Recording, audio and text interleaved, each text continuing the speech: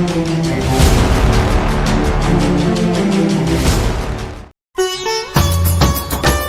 Jungle. Audio Jungle.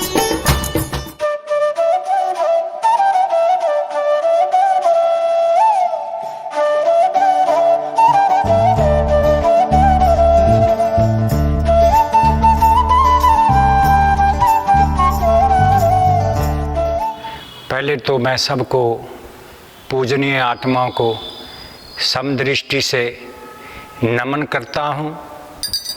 जितनी भी ब्रह्मांड के अंदर आत्मा है, मेरे लिए सारी ही परमात्मा की अंश है और उनको नमन करता हूँ।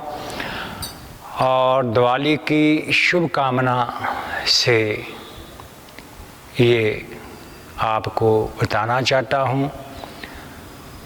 जैसे ज़मीन और आसमान में अंतर है, ऐसे ही युगों के राजा के अंदर भी अंतर है। जैसे रामचंद्र जी राजा त्रेता युग में हुए, आज के कलयुग के राजा के अंदर बहुत अंतर है। जैसे मैंने कहा, ज़मीन आसमान का अंतर है। जो राम की व्याख्या करें तो राम जैसा तो राजा कोई भी नहीं हुआ। क्यों? राम ने माया का त्याग किया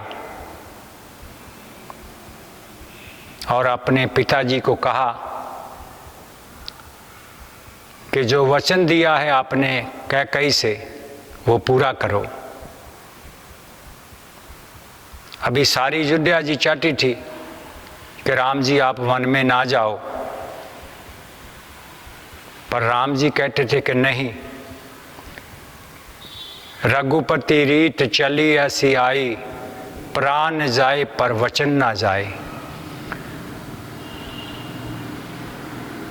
उनका भावार्थ ये था कि जिसको आपने किसी को वचन दे दिया उसको पूरा करो, नहीं तो वचन मत दो।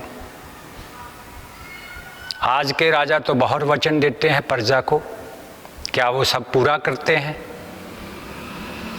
कभी भी नहीं पूरा कर पाते।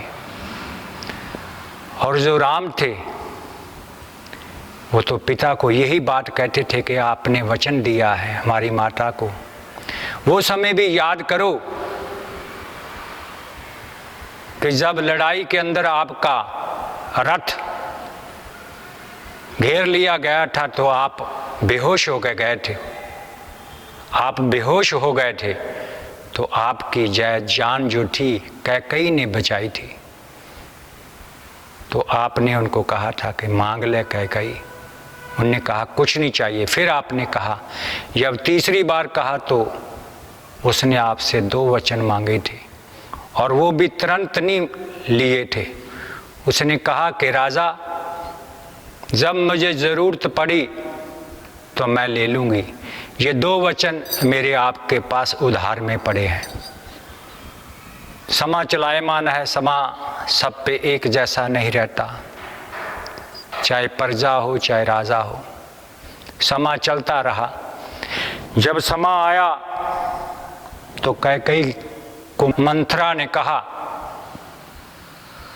कि अपने वचन 2 ले ला।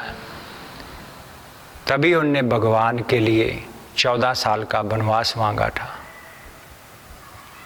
दशरथ से। तो भगवान राम ऐसे थे कि जो स्वयं विष्णु अवतार भोले बाबा के उपासक और राजा होते हुए भी माया से प्रेम नहीं करते थे। ये राजा की परिभाषा है। प्रजा को बड़ा मानते थे। रात को भेष बदल के अयोध्या की नगरी में जाया करते थे कि कोई प्राणी दुखी तो नहीं है। ये कर दुखी है, तो उसकी सुबह अर्ज को सुना करते थे कि तेरे को किस प्रकार का दुख है, उसको दूर किया करते थे। और उनका सबसे प्रेम था, पर किसी से मोह नहीं था। उसी का नाम श्री रामचंद्र जी हुआ। और उसके नाम के अंदर इतनी शक्ति थी कि वो अयोध्या जी को राजा बनते हुए भी त्याग कर चले गए थे अपने पिता के वचन के लिए। अयोध्या जी का त्याग तो किया ही किया, और एक बड़ी अच्छी बात है कि जब रावण जी को उनने पराजित किया, जब रावण जी को उनने पराजित किया और श्रीलंका पे विजय पाई, चाहते तो वो भी राज श्रीलंका का अपने पास रख सकते थे। ये मोह होता भाइयों के प्रति, किसी भी भाई को राजा बना सकते थे वहां का। फिर भी उनने श्रीलंका का भी त्याग किया, विभीषण को, रावण के भाई को राजा बनाया। देखो कितनी बड़ी बात। पहले तो अपने राज से मोह नहीं किया अयोध्या जी से, और फिर श्रीलंका जो रावण की नगरी थी उससे भी मोह नहीं किया। बोल, आज जो है राजा, वो जिस कुर्सी पे बैठ जाता है, इंसान की बात तो बहुत दूर रही, वो कुर्सी से ही मोह करता है। सत्ता का मोह, सत्ता का लालच और सत्ता का जुनून उसके सिर के ऊपर चढ़ के बोलता है। बोलो है कि नहीं है? और बहुत कम राजा है जो सत्ता से मोह नहीं करते, जिनके अंदर घमंड नहीं है, सत्ता का गरूर नहीं है। राम जैसा तो मिलना आजकल बहुत मुश्किल है, बहुत मुश्किल है। तो राम जी जब लंका के पे विजय पाके जब अयोध्या जी आए, तो लोगों ने घी के दिए प्रज्वलित किए, खुशियां मनाई, एक दूसरे को मिठाइयाँ खिलाई, गले में मिले, भजन कीर्तन किए, ढोल बजाए, नगाड़े बजाए, बैंड बजाए, और सब ने उत्सव मनाया। उसी का नाम दीपावली है। ये दीपावली की मैं सबको बहुत बहुत बधाई देता हूँ, और हर एक इंसान को राम जैसा चरित्र और करैक्टर बनाना चाहिए। राम का सबसे बड़ा मानस चरित्र बहुत बड़ा है। राम ने इसीलिए ही कहा है सबको कि ये भोले बनोगे तो तभी परमात्मा को मिल पाओगे, कि उनके इष्ट देव भोला थे। कौन? भोले बाबा शिव थे। भोले से मिलाप करना है तो भोला ही बनना पड़ेगा। राम मेरे भोले थे, तभी तो बाबा जी उनसे प्रेम करते थे। और जानकी जी तो उससे भी भोली थी, जो महलों के अंदर रहती हुई राजा जनक का घर छोड़कर मैके का फिर अयोध्या जी आई, और वो भी त्याग करके वन वन में राम जी के साथ घूमती रही, पाँव में कांटे बजते रहे, कुटिया में सोती रही, फलहार करके गुजारा करती रही। ऐसी रानी कहाँ मिल सकती है? और वो साक्षात माँ भगवती है। साक्षात लक्ष्मी जी है, साक्षात गौरी का स्वरूप है। उसका राम जी से भी बड़ा त्याग है कि वो शक्ति स्वरूपा है, राम को शक्ति देने वाली है। राम, उसी की वजह से तो राम बने हैं। उसका भी बहुत बड़ा त्याग है। उसने अपना धैर्य नहीं खोया, अपनी पवित्रता नहीं खोई, अपना सत्य नहीं खोया। जब रावण उसको उठा के ले गया, क्या रावण उसको रानी नहीं बनाना चाहता था? रावण ने सारी ऑप्शन दी थी कि राम में क्या है। उनने किसी भी चीज को एक्सेप्ट नहीं किया रावण की। वो कहती थी कि नहीं, कि राम तो मेरे नस नस में, मेरे रोम रोम में समाये हैं। मेरा महलों से प्रेम नहीं है, मेरा ऐश्वर्या से, भौतिक चीज़ों से प्रेम नहीं है। मेरा प्रेम तो सिर्फ राम से है। मैं तो उसकी रूह हूँ। राम और सीता दोनों एक हैं, दो तो है ही नहीं है।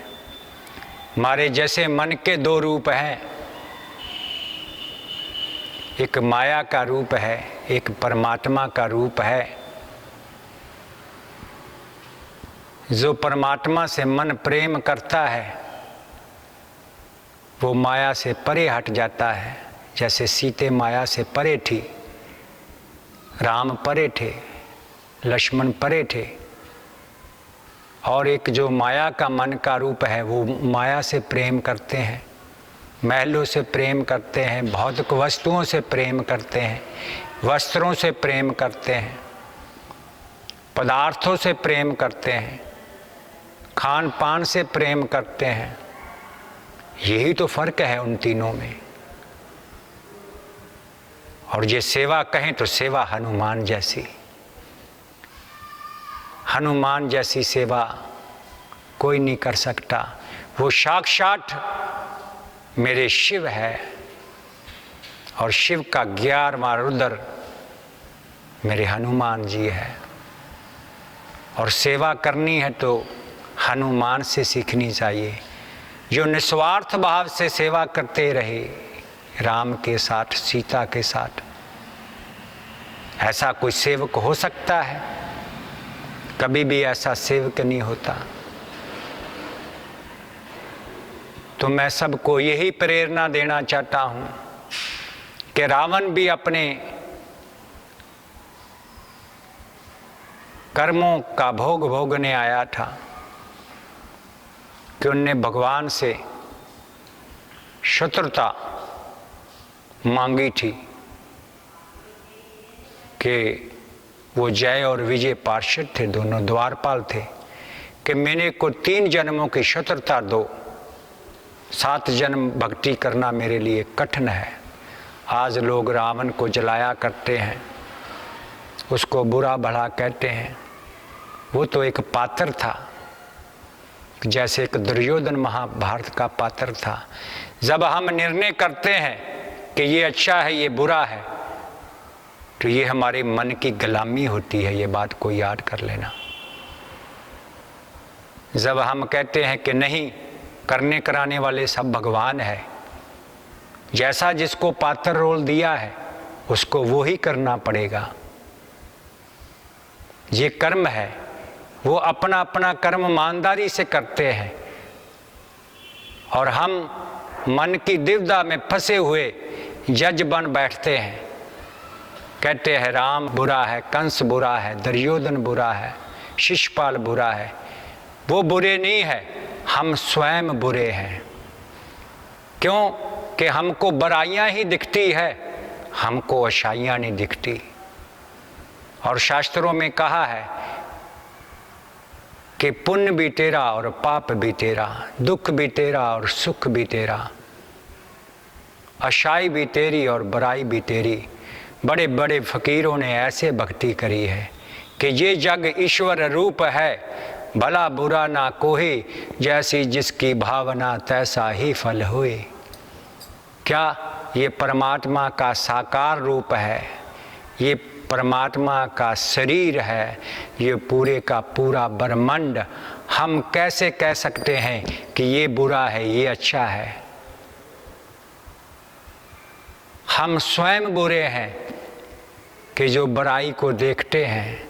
तभी तो हम जन्मों के चक्कर काटते हैं, 84 लाख जूनों के। नहीं तो एक जन्म से ही हम बाहर निकल सकते हैं ये चक्रव्यूह से। ये दोनों चीजें ही उसके ऊपर छोड़ दे। क्या सिर्फ दृष्टा बन जाए, जैसे कोई पिक्चर या सीरियल जहां सर्कस देखते हैं तो हम उसको देखते हैं, हम रोल नहीं कर रहे होते। ऐसे ही अपने आप को न्यूट्रल कर देना चाहिए कि ये संसार को देखो, क्या देखो दृष्टा बन के, पात्र बन के कि क्या हो रहा है। जो गीता कह रही है, जो हो रहा है वो अच्छा हो रहा है और जो होगा वो भी अच्छा होगा। बस यही तो भक्ति है। जब कहते कि ये गलत है, तब हमारे अंदर हमारा अहंकार बोलता है। ये माया का रूप है अहंकार जो है।